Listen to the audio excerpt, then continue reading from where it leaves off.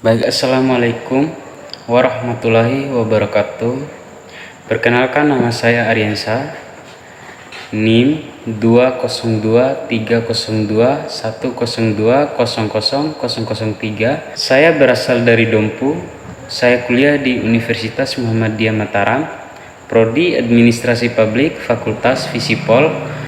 Judul buku yaitu tentang Bahasa Indonesia untuk karangan ilmiah, yang dimana diterbitkan oleh Rektor Universitas Muhammadiyah Malang, penulis Dr. Muhadjir Effendi MAP. Baik, langsung saja ke pembahasannya. Sejarah kedudukan dan fungsi bahasa Indonesia. Bahasa dapat diartikan sebagai alat untuk berinteraksi atau berkomunikasi berupa lambang bunyi yang dihasilkan alat ucap manusia. Bahasa digunakan untuk menyampaikan pikiran, gagasan, konsep, atau perasaan seseorang. Sejarah bahasa Indonesia. Bahasa Indonesia adalah alat komunikasi paling penting untuk mempersatukan seluruh elemen bangsa. Oleh sebab itu, bahasa merupakan alat mengungkapkan diri baik secara lisan maupun tulis dari segi rasa, karsa, dan cipta, serta pikir baik secara etis, estetis, dan logis. Membahas mengenai bahasa bukan merupakan hal yang asing bagi kehidupan manusia. Bahasa merupakan bagian dari setiap aktivitas manusia dalam kehidupan.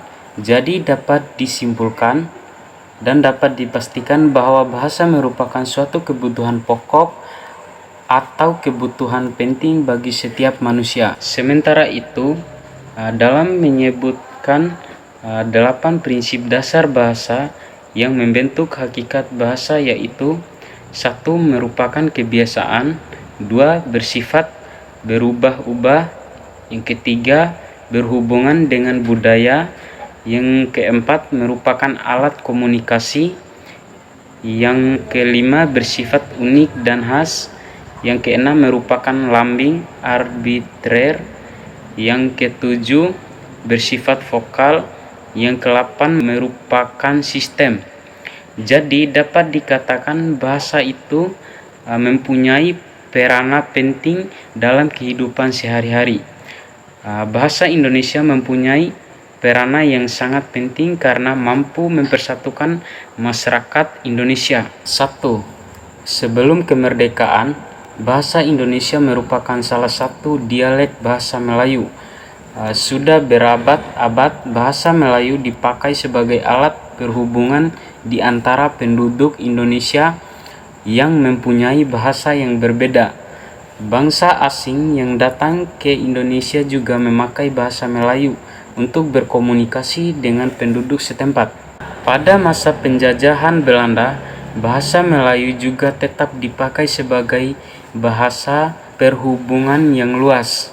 Yang kedua, sesudah kemerdekaan, sehari sesudah proklamasi kemerdekaan pada tanggal 18 Agustus 1945 ditetapkan Undang-Undang Dasar 1945 yang di dalamnya terdapat pasal, yaitu pasal 36, yang menyatakan bahwa bahasa negara ialah bahasa Indonesia.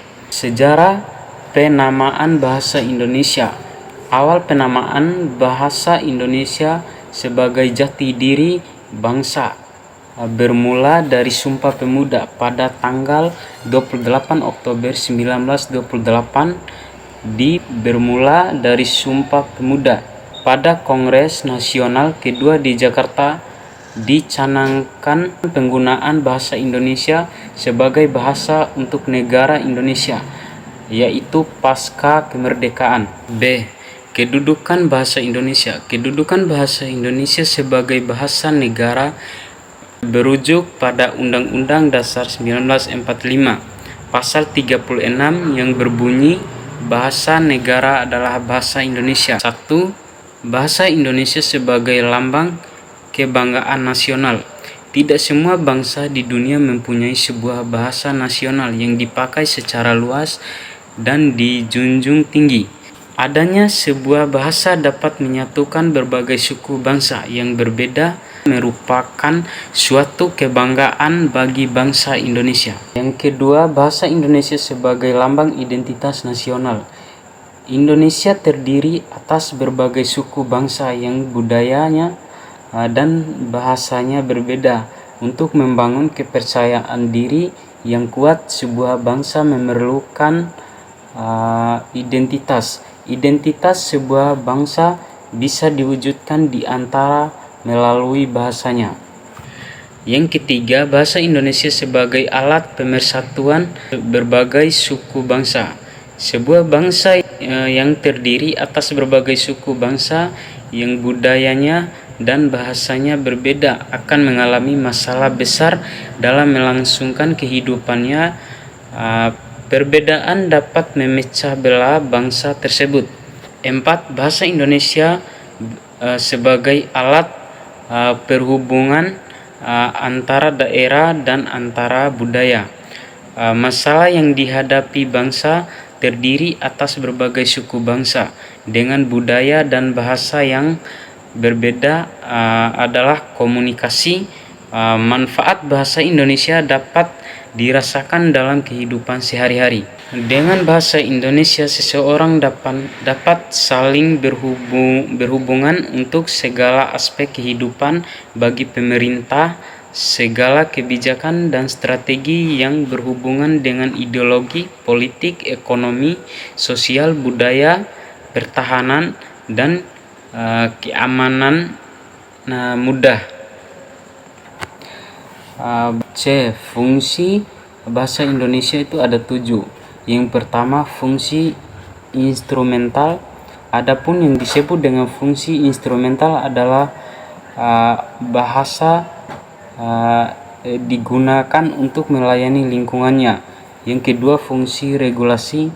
Yang dimaksud dengan fungsi regulatif adalah bahwa entitas bahasa itu dapat digunakan untuk mengawasi serta mengendalikan peristiwa-peristiwa tertentu dalam masyarakat. Yang ketiga, fungsi representasional. Fungsi representasional adalah fungsi bahasa untuk membuat persyaratan, menyampaikan fakta-fakta dan pengetahuan, menjelaskan peristiwa, pelaporan sesuatu, dan seterusnya. Yang keempat, fungsi interaksional. Fungsi interaksional yaitu bahasa dapat digunakan untuk menjamin terjadinya interaksi. Yang kelima, fungsi personal.